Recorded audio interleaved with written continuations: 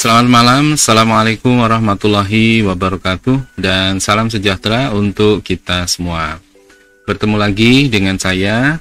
Di pertemuan hari ini kita akan melanjutkan materi e-business dan e-commerce ya, untuk pokok bahasan yaitu teknologi dari e-business. Baik, untuk itu silahkan Anda join ke Siakat dan login di sana ya untuk presensi kehadirannya. Dan jangan lupa mengikuti live streaming di YouTube. Baik, untuk itu kita akan mulai saja materi pada hari ini, yaitu teknologi dari e-business ya. Dan apa manfaatnya nanti dari teknologi ini, baik untuk perusahaan maupun untuk individu ya, sebagai pelanggan atau sebagai konsumen perusahaan. Ya, jadi kita tentu tahu bahwa pemasaran dengan memanfaatkan e-business ya bagi manajemen dan pengelola bisnis ini bisa meningkatkan pendapatan dan omset yang tinggi. Jadi dengan kemudahan ini ya seakan-akan marketplace ya atau tempat berupa pasar-pasar penjual produk ya itu bisa berada di genggaman seseorang ya ketika kita menggunakan perangkat mobile maka kita bisa menghadirkan ya toko-toko tersebut atau pasar-pasar tersebut bahkan ke ponsel kita ya. Kita bisa memilih produk-produknya, kita bisa memilih di toko mana kita harus belanja ya. Kemudian bagaimana transaksi yang akan dilakukan ya, apakah dengan cash on delivery ya, dikirim produknya baru dibayar, atau kita membayarnya dengan menggunakan digital money ya, atau uang digital ya, atau kita juga bisa memanfaatkan bank ya untuk mentransfer pembayaran melalui perbankan. Nah, jadi di sini aspek pemasaran yang dilakukan itu bisa dengan mudah ya. Jadi dengan konsumen membuka aplikasi Air Marketplace saja, otomatis itu akan terjadi sebuah pemasaran ya, dengan membuka Air Marketplace, kemudian kita mencari produk ya, artinya konsumen mencari produk, maka produk-produk yang dicari mudah ditemukan ya, sesuai dengan kata kuncinya. Nah, ini akan mengefektifkan pemasaran bagi market-market tersebut ya, atau produk-produk yang dijual oleh perusahaan tersebut. Nah, kaitannya dengan peningkatan pendapatan dan omset yang tinggi ya, tentu ya, karena diharapkan dengan adanya marketplace yang hadir di telepon seluler atau di smartphone ya, ini akan menambahkan ya jumlah transaksi yang signifikan ya, karena kemudahan untuk mendapatkan item-item yang mau dibeli oleh konsumen itu adalah salah satu hal yang penting bagi calon pembeli ya. Dengan dia mudah menemukan barang yang dia cari, maka mungkin transaksi bisa langsung dilakukan saat itu juga ya, atau mungkin dengan beberapa pertimbangan sehingga nanti di kemudian hari konsumen akan melakukan transaksi di situ. Nah, di sini maka peningkatan pendapatan dan omset ini bisa diraih ya. Nah, jadi ketika bisnis ini dikelola dengan memanfaatkan e-business dan m-commerce ya. Jadi e-business yang diterapkan itu adalah mobile commerce, yaitu perdagangan berbasis mobile. Karena apa? Karena menggunakan perangkat seluler, menggunakan smartphone atau menggunakan perangkat mobile seperti tablet ya, kemudian laptop ya, atau notebook yang ukurannya kecil ya, yang bisa dibawa kemana-mana sehingga bisa dipakai untuk melakukan transaksi pembelian gitu ya. Nah, bahkan pelanggan yang sudah menjadi pelanggan tetap ya dari suatu toko atau dari satu marketplace, ini akan sangat loyal, melebihi loyalitas mereka terhadap satu bisnis yang dijalankan secara offline gitu ya. Kenapa? Dari salah satu sisinya yaitu kemudahan untuk berbelanja, tidak perlu beranjak dari tempat di mana dia beraktivitas ya, mungkin di kantor ya, mungkin di rumah ya, mungkin di perjalanan, itu bisa dilakukan dengan cepat dan mudah ya, sehingga tidak perlu beranjak dari tempatnya. Nah, kalau dibanding dengan yang offline, maka kita harus datang ya, mungkin untuk produk-produk tertentu memang sebaiknya kita harus datang untuk melihat produk itu secara jelas gitu ya, pasti gitu ya, kemudian kita bisa memegangnya, kemudian melihat kualitasnya seperti apa, apakah sesuai dengan apa yang kita harapkan ya. Karena kadangkala mungkin dalam perdagangan elektronik yang menggunakan m-commerce ya, atau e-commerce, itu antara produk yang difoto dengan produk yang dikirim bisa berbeda. Nah, memang ini adalah salah satu kekurangan ya dari m-commerce atau e-commerce atau e-business ini, karena kaitannya dengan produk yang tidak bisa dilihat secara langsung ya, sehingga nanti ketika produknya dikirim tidak sesuai, maka timbul kekecewaan pelanggan ya. Nah, kemudian dengan adanya perkembangan gaya hidup masyarakat luas yang menggunakan mobile device ya, seperti telepon seluler ya tadi ya, tablet ya, atau notebook ya, untuk mengakses internet dan bertransaksi, dia bisa melakukan aktivitas bisnis ya, sehingga ini akan menaikkan tren penggunaan mobile internet ya. Jadi selain bermanfaat sekali bagi perdagangan elektronik ya, khususnya m-commerce ya, mobile commerce, perangkat-perangkat ini ya akan menjadi tren, artinya bahwa perangkat ini juga akan laku terjual ya kepada khalayak masyarakat ya, yang menginginkan transaksi-transaksi yang lebih mudah, yaitu transaksi yang memudahkan mereka untuk berbelanja gitu ya. Nah, dengan adanya kategori dari toko-toko online ya, atau marketplace itu, kita bisa juga melihat atau membandingkan beberapa toko yang memang ini adalah toko-toko yang menjadi agen resmi misalnya seperti itu ya, atau memang distributor ya. Kita bisa mendapatkan layanan yang sesuai. Jadi produk apa yang ditawarkan itulah produk yang nanti bisa kita dapatkan gitu ya. Nah, tentu karena di marketplace ini juga memberikan layanan C2C ya, customer to customer. Mungkin juga seorang customer bisa menjual produknya di sana ya, atau dia toko kecil ya, ingin menjual produknya di marketplace ya. Nah, namun ini kan oleh pelanggan belum bisa diketahui bagaimana kualitas ya dari produk itu. Tetapi untuk merek-merek dagang yang sudah sudah terkenal gitu ya. Nah, merek-merek dagang ini ya bisa dipastikan dikenali oleh mereka ya, oleh para calon pembeli, dan mereka yakin dengan produknya yang akan dibeli tersebut ya. Nah, maka di sini antara perkembangan mobile device dan tren penggunaan dari mobile internet ini ya juga sangat mendukung e-bisnis ya, kaitannya dengan mobile commerce yang kita bahas pada saat ini. Nah, inilah teknologinya ya. Jadi pembahasan tentang teknologi e-bisnis, inilah teknologi yang bisa memberikan nilai manfaat yang lebih ya bagi elektronik bisnis ya, untuk bisa berjalan dengan baik dan optimal ya dengan adanya perangkat-perangkat ini. Nah, dalam teknologi bergerak atau teknologi mobile, kalau dipandang dari sisi bisnis, dikenal dengan terminologi mobile bisnis ya. Jadi perangkat mobile yang digunakan untuk bisnis maka disebut dengan mobile business atau disebut dengan M-business. Nah, tadi ada istilah juga M-commerce. Kalau M-commerce adalah perdagangannya, M-business itu berarti bisnisnya. Jadi M-commerce itu adalah bagian dari M-business ya. Nah, dari M-business ini akan lahir apa yang disebut dengan mobile commerce gitu ya. Jadi M-commerce ini adalah bagian dari M-business ya. Karena M-business ini bisa luas sekali. Jadi tidak hanya perdagangan saja, tapi bisa transaksi-transaksi yang lain, layanan-layanan yang lain ya, yang terkait dengan bisnis ya. Nah, dengan adanya M-commerce ini, maka lahirlah marketplace dan toko online yang bisa kita akses ya melalui perangkat-perangkat mobile, dan kita bisa menemukan aplikasinya ya. Dari aplikasinya itu kita bisa memilih produk yang sesuai, bahkan kita bisa membandingkan produk-produk yang ditawarkan ya. Mungkin di sana ada Tokopedia, kemudian ada Shopee, kemudian ada Lazada, ada Bukalapak, ada JD.id ya, banyak sekali. Nah, disinilah konsumen bisa dengan leluasa ya untuk memilih toko-toko marketplace mana gitu ya, pasar-pasar mana yang menjadi target ya untuk konsumen ini membeli sebuah produk yang dia inginkan.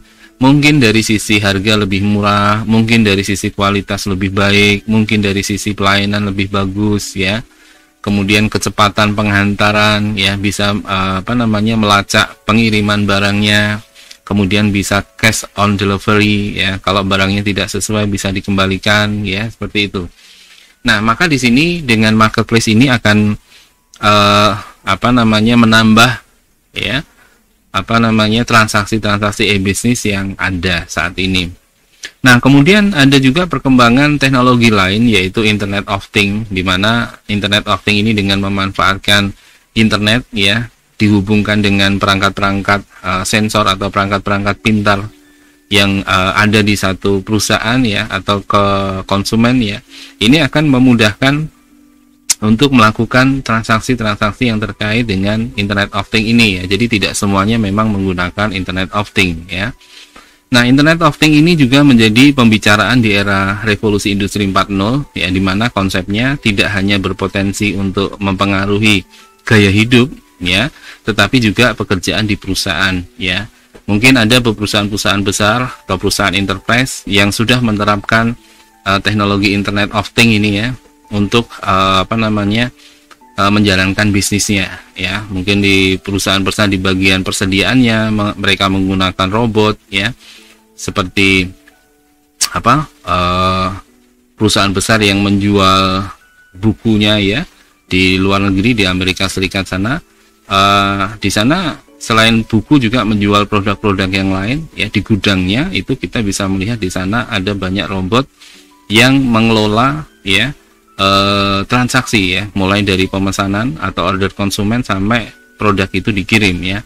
Bahkan di beberapa marketplace seperti Shopee, Tokopedia juga demikian ya, memanfaatkan Internet of Things ya di bagian yang kaitannya dengan pengelolaan order konsumen ya, dan persediaan barang di gudang gitu ya, sehingga akan lebih mudah gitu ya untuk mensortir, mengelompokkan pengiriman ya ke area-area tertentu ya, kemudian jenis produk apa yang dikirim gitu ya, bisa dikelompokkan sesuai dengan jenis-jenis produknya.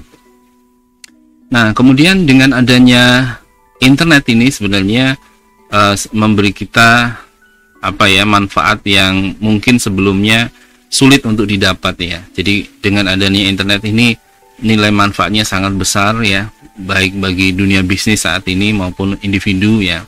Kita bisa mendapatkan banyak informasi secara transparan saat ini ya di internet ya, sehingga kita bisa mendapatkan informasi-informasi yang valid ya sebelum mungkin nanti membeli atau menetapkan memesan suatu produk misalnya ya. Kita bisa mempelajari terlebih dahulu produk itu bagaimana, kemudian kualitasnya seperti apa, bagaimana nilai purna jualnya ya.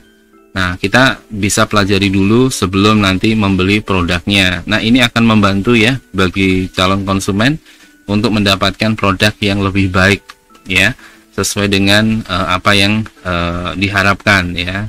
Tentu ada harga, juga ada kualitas ya. Produk-produk yang berkualitas biasanya harganya relatif lebih mahal ya, karena kualitas itu tentu membutuhkan komponen-komponen ya atau bahan baku yang berkualitas juga, yang tidak sama dengan produk-produk lain yang mungkin kualitasnya lebih rendah ya. Nah, kemudian adanya mobile commerce. Jadi mobile commerce ini tadi sudah saya singgung di awal ya. Ini kita kenal juga sebagai mobile business gitu ya. Nah, jadi mobile commerce dan mobile business ini merujuk pada aktivitas e-business dengan menggunakan perangkat seluler dan jaringan nirkabel. Jadi kalau hanya menggunakan jaringan local area network, ini bukan termasuk m-commerce atau m-business. Nah, jadi yang dimanfaatkan di sini adalah jaringan seluler ya, atau jaringan wireless fidelity ya, WiFi, atau jaringan nirkabel ya, bisa jarak jauh gitu ya. Kalau jaringan WiFi ya tentu ada batasan-batasannya ya, mulai dari WiFi yang jaraknya hanya beberapa meter saja ya, bahkan ada yang sampai kilometer ya, bisa WiFi di satu kota seperti itu ya. Nah, ini tentu akan berbeda-beda ya layanannya ya, terkait dengan transaksi dari e-business ini gitu ya. Nah, ada beberapa kegiatan dari m-commerce ini ya, diantaranya adalah business to customer, di mana transaksi-transaksi akan dilakukan oleh perusahaan dengan konsumennya ya. Jadi konsumen membeli produk apa, memesan produk apa, maka perusahaan akan memberikan layanan untuk mengirim produk tersebut sesuai dengan pesanan dari konsumen, dan memberikan layanan garansi, kemudian akan menjamin purna jualnya juga ya, sehingga konsumen merasa nyaman dalam menggunakan produk tersebut ya. Dengan adanya garansi lama ya, maka konsumen akan senang ya dengan produk tersebut ya. Jadi kalau ada masalah ya, ada problem ya pada produk tersebut, maka bisa digaransikan. Kemudian bisa juga bisnis to bisnis ya, ini yang biasanya terjadi transaksinya antara perusahaan dengan perusahaan, bisa antara distributor dengan agen-agennya ya, distributor dengan toko-toko ya, kemudian perusahaan dengan perusahaan yang lain, supplier dengan para agen, perusahaan agennya ya. Nah, ini sangat memanfaatkan mobile commerce ya, karena sekarang bisa dilakukan dengan lokasi yang tidak dibatasi gitu ya. Kemudian ada M-Government ya. Kemarin kita sedikit bahas tentang M-Government, yaitu mobile government. Bahkan sekarang tidak hanya e-government tetapi ada M-Government ya. Jadi aplikasi-aplikasi pemerintahan sekarang sudah ada di smartphone kita ya.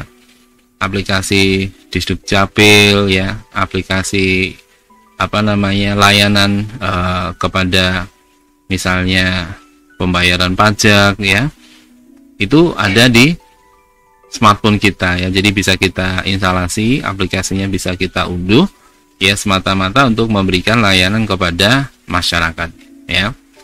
Kemudian ada CRM ya, Customer Relationship Management ya. Customer Relationship Management ini adalah sebuah aplikasi bagaimana mengelola relasi atau hubungan dengan nasabah atau konsumennya. Nah, ini sangat bermanfaat ya, karena loyalitas dari konsumen ini bisa berikan dukungan dari perusahaan, yaitu berupa hubungan ya, relasi, di mana manajemen hubungan ini sangat penting ya. Mungkin ada produk baru ya, maka akan diinformasikan melalui email ya, atau melalui aplikasi dari perusahaan tersebut ya.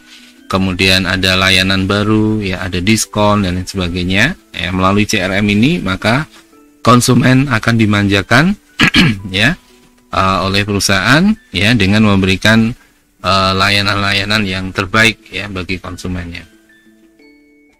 Kemudian ada e-learning ya. Nah, e-learning ini biasanya digunakan ya, atau dipakai untuk pembelajaran bagi konsumen ya. Di ketika konsumen mengalami masalah ya, ketika dia melakukan transaksi ya, ada layanan M-Learning ya. Jadi bisa membaca, bisa mempelajari apa yang ingin dilakukan ya ketika menghadapi problem, bisa membuka panduan ya dari M-Learning ini ya, sehingga transfer informasi itu bisa dilakukan dari perusahaan kepada konsumen melalui M-Learning ini. Dan termasuk juga transaksi transfer uang digital ya. Nah, sekarang ini kita bisa membeli ya uang digital dengan satuan uang digital, kemudian transaksi itu diterima ya sebagai pembayaran oleh perusahaan atau marketplace, dan tinggal produknya dikirim gitu ya terakhir oleh perusahaan tersebut. Nah, M-Commerce ini juga menyediakan kesempatan untuk memberikan layanan baru kepada pelanggan yang ada, dan mungkin bisa menarik pelanggan baru ya ke aplikasi e-commerce ini kapan saja dan di mana saja ya. Mungkin pada saat membuka medsos ya, kemudian ada iklan ya. Iklan itu adalah iklan dari sebuah marketplace ya. Ketika searching di internet ya, kemudian kita menemukan iklan dari sebuah e-commerce ya, maka kita mungkin tertarik lalu melakukan klik ya di situ ya, atau melakukan sentuhan pada layar smartphone kita, sehingga akan diarahkan kepada site penyedia layanan e-commerce itu ya. Nah, inilah bagaimana menarik pelanggan ya, menarik calon pelanggan kepada aplikasi e-commerce untuk melakukan transaksi ya. Nah, pada awalnya mungkin perangkat mobile atau telepon seluler ini berukuran yang kecil ya, dan bandwidthnya rendah ya. Namun situasi ini sekarang berubah dengan cepat ya, karena penggunaan smartphone dan komputer tablet ini semakin banyak ya. Jadi sudah menjadi barang yang bisa dibilang sebagai kebutuhan utama juga ya bagi para orang-orang yang berbisnis ya. Yang tidak berbisnis pun secara individu mungkin mereka sangat berkeinginan untuk memiliki smartphone atau tablet atau laptop ya, atau notebook ya, untuk mungkin ya hanya sekedar bermedsos ya, mungkin ada kepentingan lain atau keperluan lain terkait dengan belanja ya. Nah, itu bisa dilakukan. Nah, kemudian kalau kita lihat teknologi-teknologi untuk komputasi ponsel dan e-commerce ya. Jadi di sistem ponsel dan e-commerce ini, ponsel ini adalah ponsel pintar ya. Jadi ponsel mendukung m-commerce atau smartphone atau ponsel pintar mendukung mobile commerce ya.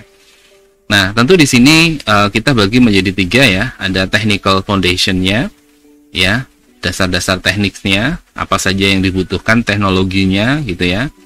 Kemudian capabilities attribute ya, atribut-atribut yang dimungkinkan dengan teknologi itu ya. Kemudian aplikasinya. Nah, tadi sudah sedikit saya singgung ya, ada beberapa aplikasi. Nah, yang pertama technical foundation. Nah, technical foundation ini yang pertama adalah menggunakan standar layanan seluler untuk komunikasi ya. Nah, terutama kemudian untuk internet ya, selain untuk komunikasi telepon, SMS, juga untuk komunikasi internet ya. Nah, standarnya biasanya menggunakan kalau sekarang ini ya 3G, 4G, WiMAX gitu yang bisa menjangkau lebih luas ya, mungkin satu kota ini menggunakan WiMAX ya. Kemudian ada wireless fidelity, ini di lokasi-lokasi tertentu yang terjangkau ya. Nah, ini adalah technical foundation untuk bisa menjalankan e-commerce ya, m-commerce. Kemudian wireless network transmission media. Nah, ini juga media-media untuk transmisi yang berbasis jaringan wireless ya. Jadi konektivitasnya tanpa kabel gitu ya, maka butuh wireless network transmission media. Kemudian ada internet akses standar ya. Internet akses standar ini berarti standar untuk bisa akses internet atau menggunakan internet. Nah, kalau kita menggunakan teknologi 3G atau 4G, maka kita bisa mendapatkan layanan itu. Atau kita menyambungkan dengan ISP ya, Internet Service Provider. Nah, maka dengan layanan Internet Service Provider kita bisa mendapatkan layanan internet ya. Kemudian ada hardware ya, perangkat kerasnya yaitu mobile device dan perangkat-perangkat lain. Kemudian ada software yang dipakai ya, misalnya microbrowser dan apps ya. Microbrowser ini browser yang dijalankan di smartphone. Dan apps ini adalah aplikasi-aplikasi yang berjalan di smartphone ya, atau telepon pintar. Kemudian support teknologi, ini kaitannya dengan teknologi-teknologi yang mendukung untuk komputasi ponsel ya, mendukung m-commerce. Kemudian ada GPS ya, Global Positioning System, untuk mengetahui lokasi di mana ponsel itu berada ya, atau keberadaan seseorang dengan membawa ponsel itu. Kemudian ada GIS, Graphical Information System, lalu ada barcode ya, ini kode-kode batang yang dipakai untuk transaksi belanja ya, untuk produk-produk atau item-item yang dibeli. Kemudian ada RFID, ini dipakai di gudang-gudang ya, untuk mengidentifikasi produk-produk keluar masuk ya. Biasanya ada RFID-nya ya, ditempel di produknya, di itemnya, dan ada pembaca RFID-nya. Kemudian support service ya, layanan untuk dukungan ya, seperti mobile portal ya, voice portal, kemudian wearable device ya, kemudian smart card ya, penggunaan kartu-kartu pintar ya. Ini termasuk technical foundation. Yang terakhir adalah Think Miniature Computer Processor ya, sesuatu atau yang tadi teknologinya ya, IoT ya, Internet of Things. Kemudian miniatur komputer ya, komputer yang ukurannya bisa menjadi semakin kecil sehingga mobile ya, bisa dibawa kemana-mana, bisa dijinjing kemana-mana. Dan prosesornya juga berukuran sangat kecil ya, dengan teknologi-teknologi yang terbaru saat ini. Ukuran prosesor semakin kecil tetapi semakin cepat dan hemat daya ya. Nah, kemudian kalau dari capability atributnya ya, maka di sini ada ubiquity ya, atau ubiquitous ya. Nah, ini ubiquitous ini artinya bisa berada di mana saja ya. Jadi layanan yang bisa diberikan kapan saja di mana saja, itu adalah ubiquity. Kemudian mobility ya, bisa bergerak ya. Kemudian broad reach ya, layanan yang jangkauannya itu cukup jauh gitu ya. Meskipun jangkauannya cukup jauh masih bisa dilakukan. Kemudian connectivity ya, keterhubungan ya, dari jaringan seluler ya. Misalnya seseorang berada di satu lokasi membawa telepon seluler, maka dia bisa terhubung ya ke BTS atau base station untuk mendapatkan layanan konektivitas internet misalnya. Kemudian convenience ya, personalization, kemudian cost reduction ya. Kaitannya dengan kenyamanan, kemudian personalisasi ya. Artinya ketika kita membeli ponsel ya, membeli smartphone, maka smartphone itu bisa kita personalisasi sesuai kebutuhan kita, itu ya. Kaitannya dengan internet juga kita bisa atur ya, mau beli paket langganan yang berapa giga misalnya ya, kita bisa atur sesuai kebutuhan kita. Dan tentu kapabilitas yang lain adalah cost reduction, yaitu mengurangi biaya ya. Dengan kita belanja secara online akan mengurangi biaya transportasi ya, dan mengurangi biaya-biaya yang lainnya ya. Kemudian drives ya, drives ini adalah teknologi-teknologi yang mendorong ya terjadinya m-commerce ya, supaya aplikasi m-commerce ini bisa berjalan ya, yang didukung dengan Internet of Things ya. Ada powerful teknologi ya, teknologi-teknologi yang powerful yang bisa mendukung seperti smartphone ya, kemudian laptop, notebook dan sebagainya. Kemudian handset culture ya, service economy, kemudian vendor push ya, ini dukungan dari vendor ya, dorongan dari vendor-vendor sehingga transaksi itu harus dilakukan menggunakan teknologi ya, mau tidak mau konsumen membeli teknologi itu ya. Lalu mobile society itu adalah driversnya juga ya, pendorongnya juga. Mobile society ini berarti hubungan sosial menggunakan perangkat mobile ya. Jadi kita bisa terhubung dengan orang lain menggunakan mobile. Kemudian cost or performance ya, biaya dan performansi ya. Semakin tinggi biaya biasanya semakin mahal performansi, makin bagus gitu ya. Nah, kemudian tadi ada ubiquitous, kaitannya dengan computing, berarti ubiquitous computing ya, komputasi ubiquitous ya. Kemudian context aware, kaitannya dengan konteks ya,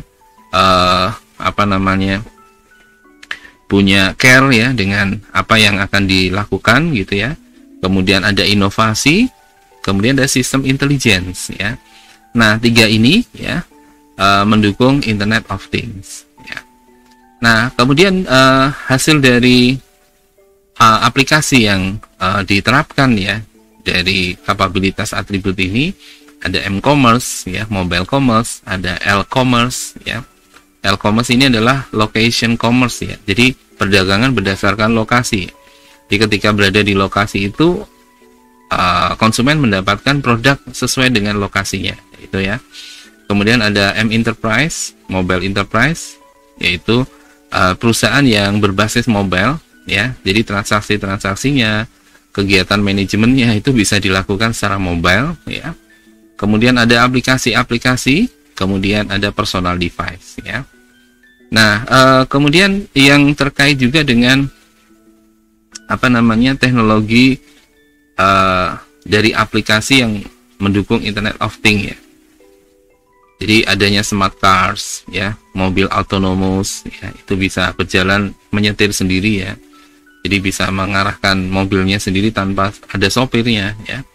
Kemudian rumah ya, bagaimana rumah menjadi rumah pintar, office di perusahaan, di kantor ya, di perusahaan. Kemudian kota digital ya, hospitality ya, rumah sakit ya. Kemudian pabrik ya, factories, lalu ada smart grids ya, ini kaitannya dengan layanan energi ya, energi listrik ya, yang menggunakan smart grid ya. Nah, inilah technical foundation, capabilities, atribut, dan application dari komputasi ponsel dan m-commerce. Nah, kemudian kalau kita lihat tadi atribut-atribut dari m-commerce ya, ada ubiquity atau ubiquitous. Itu artinya bisa berada di berbagai lokasi pada saat yang sama ya. Jadi komputasi menggunakan nirkabel karena bisa berpindah dari satu lokasi ke lokasi lain tanpa ribet dengan kabel ya. Jadi tidak perlu menggunakan kabel seperti misalnya WiFi ya, wireless fidelity.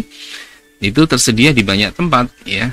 Tentu dengan dukungan ponsel cerdas akan memudahkan dan meningkatkan kenyamanan komunikasinya. Ya. Dan dengan akses WiFi di lokasi-lokasi tertentu ya, lokasi publik ya, bisa didapatkan oleh masyarakat dan bisa dimanfaatkan untuk ini ya, m-commerce ini ya. Jadi mereka mungkin bisa membuka-buka produk, bisa melakukan transaksi pembelian produk ya menggunakan aplikasi m-commerce ini.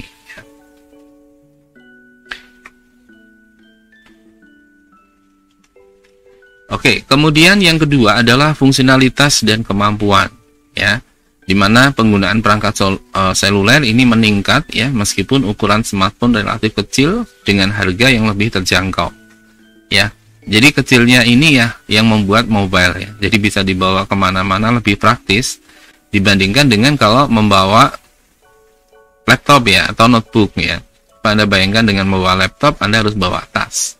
Tapi dengan Anda membawa smartphone, Anda cukup kantongin saja itu smartphone-nya, dan fungsionalitasnya sama dengan bisa hampir sama ya dengan notebook atau laptop ya. Untuk kaitannya dengan transaksi mobile commerce gitu ya.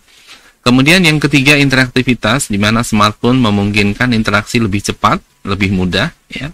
Jadi kita berada dimanapun kita bisa berinteraksi ya dengan layanan m-commerce ya, kapan saja kita bisa melakukannya, dan itu lebih mudah ya, tinggal kita buka, aktifkan smartphone kita, maka otomatis kita bisa mendapatkan layanan m-commerce ya.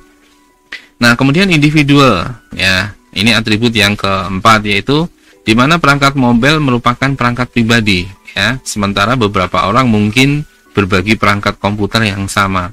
Jadi kalau kita punya smartphone biasanya ya hanya digunakan oleh individu ya atau pribadi ya, karena memang di sana disimpan data-data dan informasi-informasi seseorang ya, informasi yang sifatnya privat untuk seorang pengguna smartphone atau ponsel pintar tersebut ya.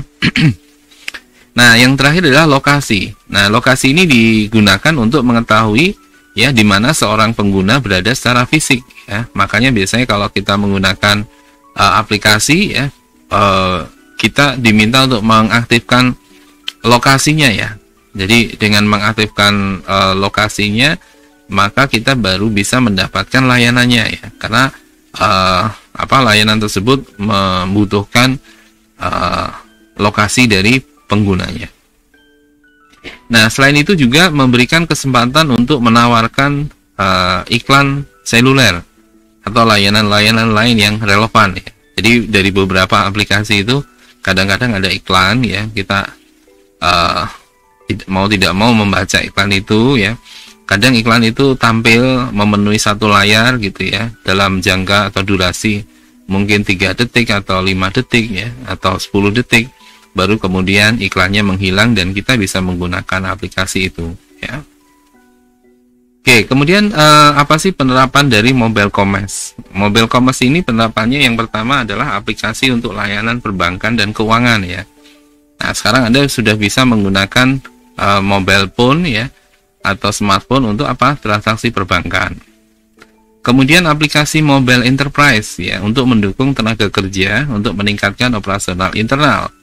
Ya, jadi ada aplikasi-aplikasi dari perusahaan di mana aplikasi diinstal di smartphone dari karyawannya atau pegawainya, sehingga mereka bisa melakukan tugasnya ya, mungkin bisa pada saat keluar atau tidak berada di kantor ya, mereka tetap bisa melakukan pekerjaannya ya dengan menggunakan aplikasi mobile enterprise. Lalu ada juga aplikasi layanan belanja dan hiburan ya. seperti adanya marketplace, ada toko online, ya, kemudian ada permainan atau games yang berbasis mobile.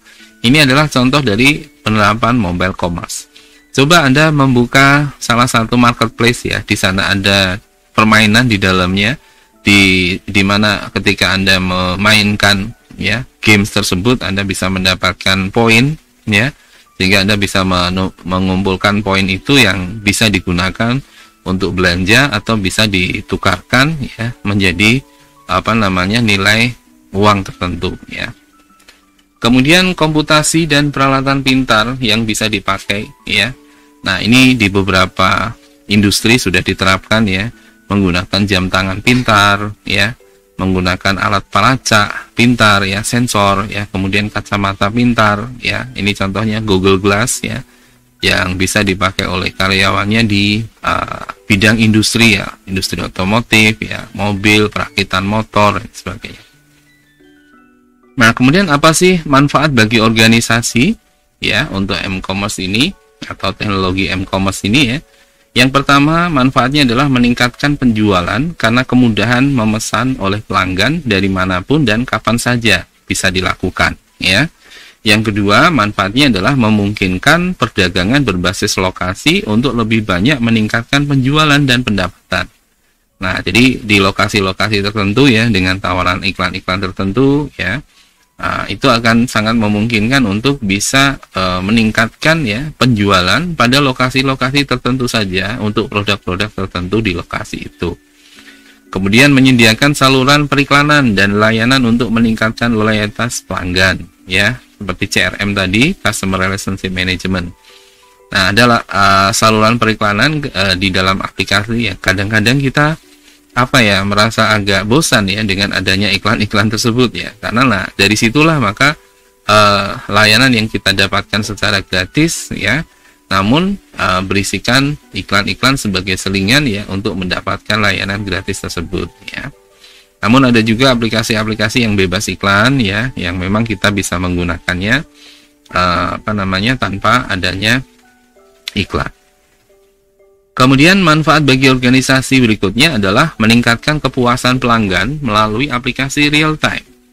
Ya, jadi aplikasi yang ditawarkan di m-commerce ini itu adalah real time, ya, saat itu juga. Jadi ketika kita memesan produk misalnya, transaksi untuk order produk misalnya, kita klik beli, kemudian kita transaksi dengan membayar melalui uang digital misalnya, ya, atau e-money, maka transaksi itu langsung bisa diterima oleh toko online-nya, ya, atau marketplace-nya untuk kemudian dicatat sebagai transaksi pada detik itu juga atau pada saat itu juga. Nah, ini berarti aplikasinya real time, ya. Kemudian meningkatkan kerjasama dan layanan pelanggan menggunakan IoT. Nah, ini biasanya kaitannya dengan bisnis, ya. Penggunaan Internet of Things untuk tadi, ya, misalnya katakan layanan robot yang ada di perusahaan penjualan yang terbesar di dunia, ya. Itu mereka pasti transaksinya itu cukup tinggi volumenya, ya, sehingga produk-produk ini harus dikelompokkan, ya, berdasarkan area pengiriman, berdasarkan jenis produknya, gitu, ya. Di sana ada robot-robot yang memang digunakan, ya, oleh perusahaan. Investasi di IoT ini sangat memberikan dukungan yang optimal bagi pelayanan untuk konsumennya, ya, sehingga bisa sangat cepat sekali. Anda bayangkan kalau transaksinya itu ada ribuan dalam 1 jam, gitu, ya, maka pengiriman esok hari, ya, itu akan sangat sulit kalau tidak menggunakan teknologi, ya. Kemudian juga bisa meningkatkan kerjasama dan layanan pelanggan, kemudian memungkinkan banyak aplikasi enterprise atau mobile enterprise tadi, ya, untuk mendukung tenaga kerja dan meningkatkan operasi internal di perusahaan tersebut, ya, bagi karyawan, pegawainya, ya, untuk menggunakan aplikasi mobile enterprise yang bisa mendukung kerja, ya, dari para karyawannya tersebut dengan menggunakan mobile enterprise tersebut, ya. Dan yang terakhir, apa sih manfaat bagi individu dan pelanggan? Yang pertama, transaksi perdagangan dari lokasi manapun dan kapan saja bisa dilakukan, ya. Jadi pelanggan dari manapun, di lokasi manapun, kapanpun dia mau belanja bisa dilakukan, ya. Jam 12 malam pun bisa melakukan transaksi gitu ya, kalau memang waktunya hanya bisa dilakukan pada jam tersebut.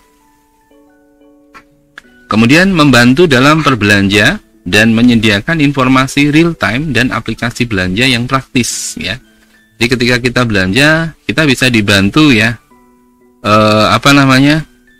dibantu untuk misalnya memilih produk, ya. Kemudian dibantu untuk membanding-bandingkan produk, ya. Kemudian mencari harga yang mulai yang rendah sampai yang tinggi gitu ya. Nah, ini disediakan di sana ya, sehingga aplikasi tersebut sangat membantu bagi konsumen dan disediakan oleh perusahaan untuk memberikan layanan yang optimal kepada konsumennya. Nah, kemudian selain itu juga penggunaan smartphone untuk langsung bisa bertransaksi melalui aplikasi mobile commerce, ya. Contohnya adalah marketplace yang tadi sudah saya sebutkan. Kemudian bisa mempercepat komunikasi, ya. Bisa menemukan produk dengan cepat, ya. Komunikasi antara konsumen dengan aplikasinya, ya. Mendapatkan jawaban untuk pertanyaan, ya, ketika konsumen mengalami masalah. Di situ ada bantuan, ya, panduan, ya, untuk menangani masalah tersebut. Dan yang terakhir adalah misalnya untuk tadi ya, membandingkan harga. Oke, mungkin sampai di sini materi hari ini. Semoga bermanfaat. Silahkan mungkin kalau ada pertanyaan Anda bisa tuliskan di live chat ya. Silahkan.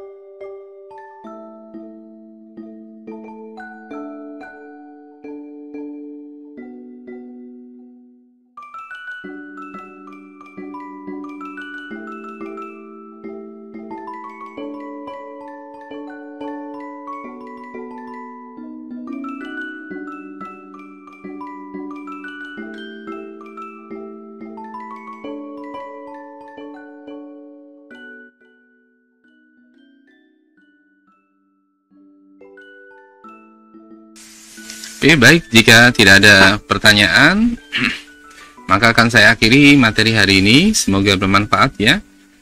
Kalau Anda merasa materi hari ini bermanfaat, silakan Anda like dan jangan lupa komen. Dan yang belum subscribe, untuk segera subscribe terlebih dahulu ya, supaya bisa mendapatkan materi e-bisnis dan e-commerce ini setiap ada perkuliahan. Jangan lupa tekan tombol loncengnya untuk mendapatkan notifikasi jika ada kuliah e-bisnis dan e-commerce. Selamat malam, wassalamualaikum warahmatullahi wabarakatuh, dan salam sejahtera untuk kita semua. Ketemu lagi, insya Allah minggu depan.